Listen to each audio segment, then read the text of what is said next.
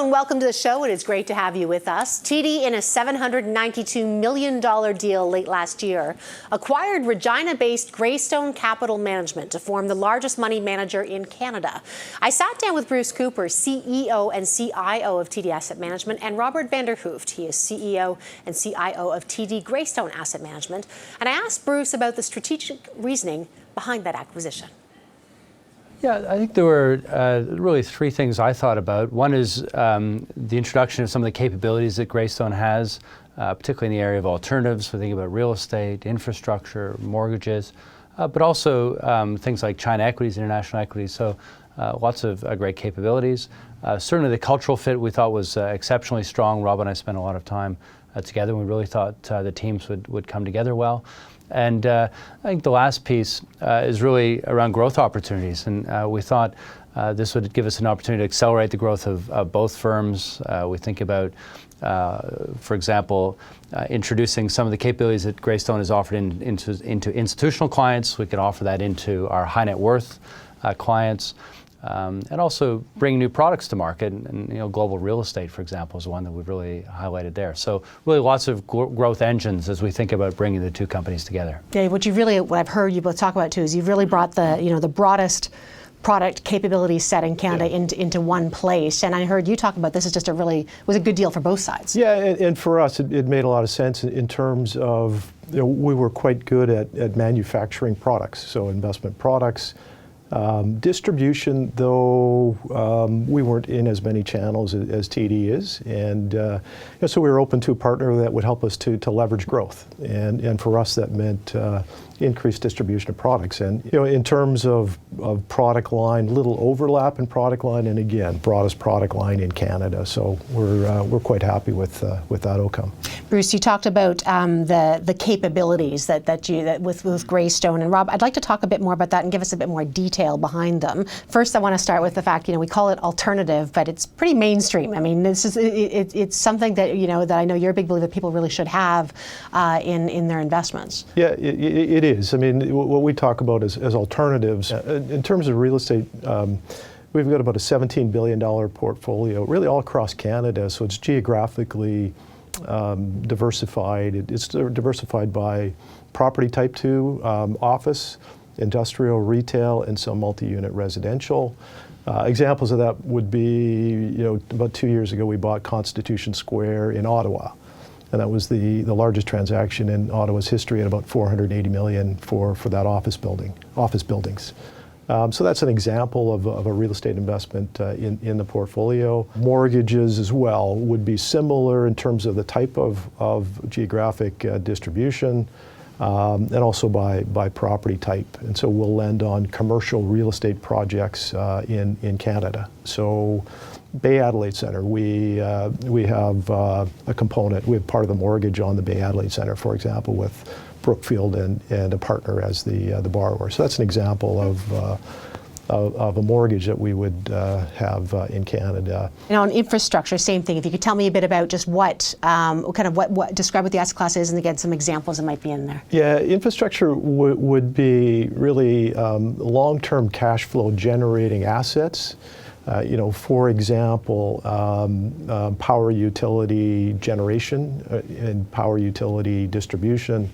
Those types of assets. In the U.S., we have a solar facility which really generates power both for corporate users but also for utilities. In Ireland, we've got wind farms. Those are a couple of examples of assets that are in the infrastructure area. Again, really focused on long duration assets generating significant cash flows.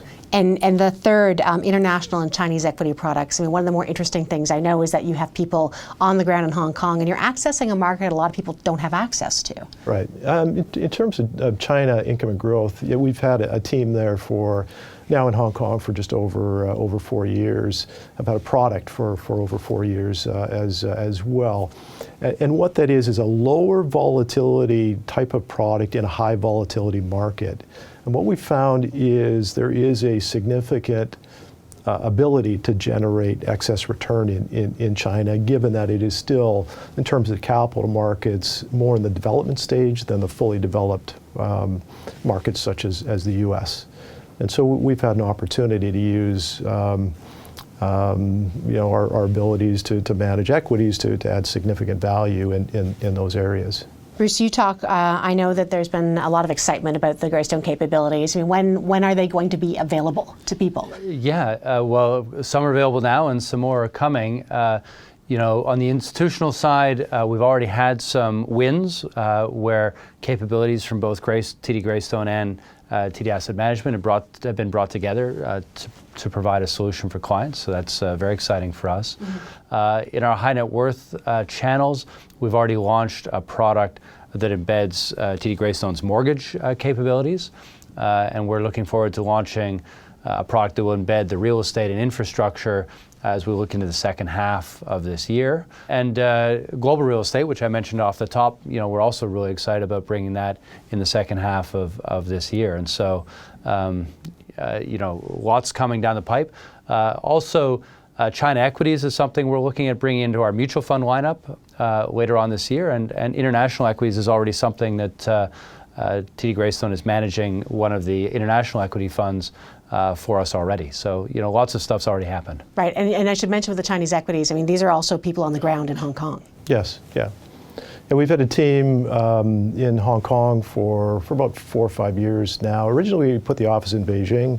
We've moved it to Hong Kong, and we've managed a Chinese equity product for over 4 years there. You've also announced, and this acquisition, of course, happened a number of months ago, but Rob is going to be taking over the position of Chief Investment Officer for TD Asset Management, and you'll be taking on a full-time role as CEO and not also CIO. Why? Why'd you make that pivot?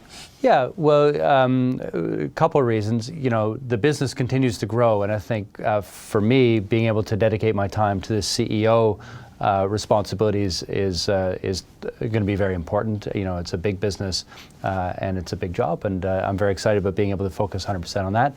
Likewise, exceptionally excited to have Rob, who brings 20 years of experience as a Chief Investment Officer into the role with TDAM. And I think really think about the continuity. Rob's focus on investment excellence. We're here for our clients. We're here to deliver great outcomes to our clients. Partly just in that performance, but also in the way we bring products together to form solutions. I think there's really a very similar way we've always looked at it from both the TDAM and the TD Greystone side. We have been overweight equities for a considerable period of time. We've brought some of that back closer to benchmark. Again, equities, long-term offer, reasonably competitive returns, but we are getting long in the cycle at this point, so we've taken some of the risk back. So we've dialed that back, as we've seen more volatility in the markets overall.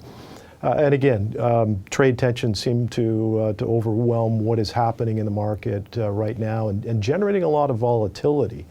We are getting a bit of a dichotomy between the equity market right now in terms of that view versus the fixed income market, and that in itself creates a lot of volatility as well. Yeah, and I mean, I guess if that's the hard part. I think we always talk about getting the noise out of what we actually do here, but the noise is increasing. I mean, we've got tariffs being threatened or almost in place for Mexico, and you've got the Fed actually talking about now having further rate cuts, which I thought years ago we were talking about getting out of this low rate environment. Yeah, so a couple things. I guess on the trade front, really the day after Donald Trump was elected president, we wrote a piece where we actually said, like, there's 3 things the market's going to like about Donald Trump and 2 things they're not going to like. And the things we thought they'd like would be, of course, tax cuts, deregulation, and infrastructure. We actually haven't seen very much of the infrastructure, but tax cuts and lots of talk about deregulation have been important drivers of the market. And the 2 things we thought they wouldn't like would be his approach to trade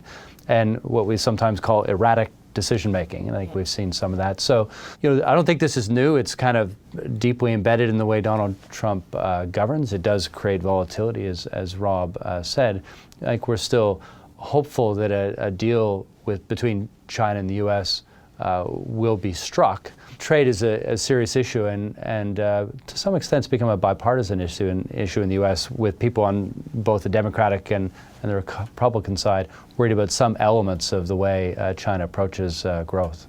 One thing I think that's fascinating too is that we all have visibility in terms of what's happening with the equity markets. We watch them up and down, and in terms of what's happening with the headlines, we don't have that same kind of, or at least I don't have that same kind of visibility into some of the private markets and the infrastructure and those types of things. So I'm assuming this is exactly why some of these things are so, those types of investments are so interesting, is because they provide that stability. It is, and underlying all of those is a significant component of income. Yep. And so you would tend to have lower volatility in that long-term income component. You do have some variability in the valuation over time, but it's certainly less than the equity markets. And so that's one of the advantages as well. If you look at real estate, you look at infrastructure, and certainly mortgages, most of that return, 80% of the return in real estate has come from income over the last 15 or 20 years. And again, so that we see very little variability in. We're seeing probably 4.5%, 4.4% net operating income yield on real estate. So that's a pretty good yield. We're also seeing that yield growing at about 3.3% per year. So again, because of that, you would tend to see lower volatility as well. How are you feeling about the commercial real estate market moving ahead? I mean, obviously that's it's important to understand, what the economics are in terms, or I should say economies are doing, like a Canadian, let's say urban real estate. I mean, how strong is that? What kind of things do you look at to evaluate? Again, given the net operating income yields are pretty attractive still at this point, and the growth in the income, and we're also not seeing overbuilding in markets across Canada. If you look at Ontario, for example, Toronto area, the industrial market, very, very low vacancy. And as a result, we're seeing rents continue to move up. There is some new development taking place, but it is a challenge finding undeveloped land to be able to do industrial around Toronto because of the Greenbelt component. So vacancy is very, very low, and generally we're seeing vacancy across Canada at pretty low levels. Alberta being the exception, but again, Alberta is very oil dominated. Last question for you, Bruce. If you think about future offerings that are coming from this combination, you talked about international real estate, global real estate fund. Any other things you're thinking about, like later on, you can tell us about? Well, no, I think our plate is actually pretty full here for the next 12 months. And, our objective is not to come up with, 100, little bits and pieces. Our objective is to come up with a handful of really, really exciting products that we think can play an important role in client portfolios. And you think about global real estate. We don't think there's that many compelling offerings in Canada around global real estate, so we're excited to bring something that clients can use. Likewise, something like China equities. There's not dozens of offerings in this area, so we want to bring things that are interesting, that can play a role in client portfolios, and can really make an impact. Bruce, Rob, thank you very much. Great to be here. Thank you.